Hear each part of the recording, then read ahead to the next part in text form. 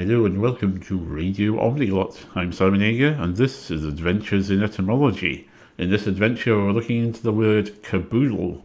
A caboodle is any large collection of things or people. It appears in the US slang expression the whole kit and caboodle or the whole caboodle, which means everything entirely, the whole lot, altogether or as one. It first appeared in writing in the 1830s as the whole boodle and as the whole caboodle in 1848.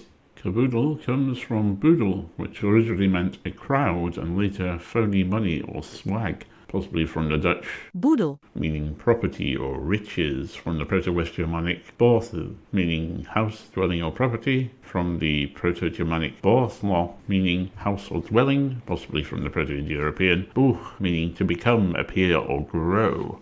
Words from the same roots include baile, meaning home, place, town or city in Irish and Scottish Gaelic, bally, meaning town, village or farm in Manx, bol, meaning dwelling, abode, home, lair or bed in Icelandic, and bosky, meaning bushy or bristling in English. You can find a transcript of this podcast, links to further information and other podcasts at radio.omniglot.com. Thank you for listening and or watching, and goodbye.